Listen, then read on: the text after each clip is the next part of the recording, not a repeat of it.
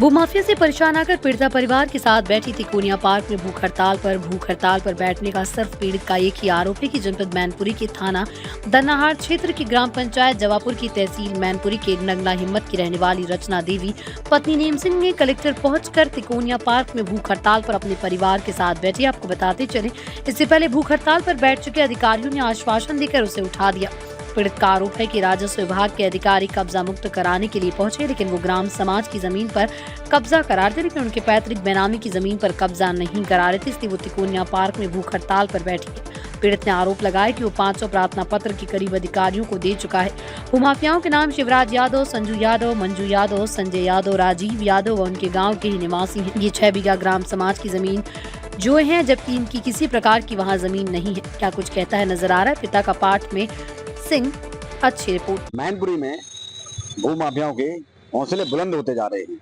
इसी तरह से मैनपुरी के थाना दन्नार क्षेत्र का एक गांव लगता है नंगला हिम्मत। तो वहां का एक परिवार है, रचना देवी और पत्नी नेम सिंह, जो आज भूख हड़ताल पर बैठे हैं। इनसे हम बात करते हैं किस तरह से भूख हड़ताल पर कौन की जमीन पर कब्जा कर रहा है। इनसे हम बात करते हैं, लगातार बने रहिए हमारे साथ। देखिए हम बात करते हैं इनसे। क्या नाम है भैया आपका? मैन सिंह। नेम सिंह। हाँ जी। नेम सिंह जी, आज आप भूख हड़ताल पे परिवार के साथ बैठे हैं। हाँ जी। क्या है? ये मेरी जमीन के जोते हुए हैं कुछ माफिया लोग। कौन लोग हैं और किस वजह से आपकी जमीन पे कब्जा करे? वजह क्या है? मेरी वजह ये है उनकी कि मेरी जमीन देना नहीं चाहते हैं। जमीन है वो रोड पे, इसलिए नहीं देना चाहते हैं।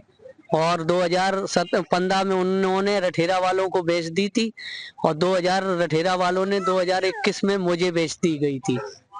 नहीं तो अभी आपकी कितनी जमीन पे कब्जा किया है? मेरी 8 विषय जमीन पे कब्जा किया हुआ है, और सरकारी भी जमीन पे 6 बीघा पे किए हुए हैं। कुछ समय पहले आप भी भूख हड़ताल पे बैठे थे तो अधिकारियों ने आपको आश्वासन देकर उठा दिया था। ये कहा था शनिवार को आपको खाली करवा दी जाएगी, तो ये सरकारी भी जमीन खाली करवा दी जाएगी। विभाग के अधिकारी मौके पर पहुंचे थे क्या? हाँ पहुंचे थे मौके पर।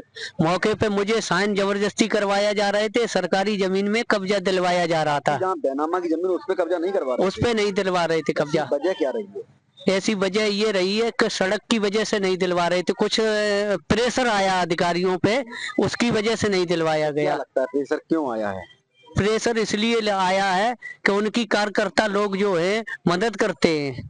किसके कार्यकर्ता? वह सपा के कार्यकर्ता कुछ मदद करते हैं उनकी। एमएलसी साहब का फोन आया था, ये कहा था एसडीएम साहब कुछ दिन पहले गए थे, तो जबकि ये कार्य होना नहीं चाहिए। अब आप भूख हड़ताल पे बैठे, कब तक बैठे रहेंगे? लास्ट दम तक बैठे रहेंगे, जब तक आपको न्याय नहीं मिलेगा। न्याय नहीं मिलेगा तब तक बैठे रहेंगे।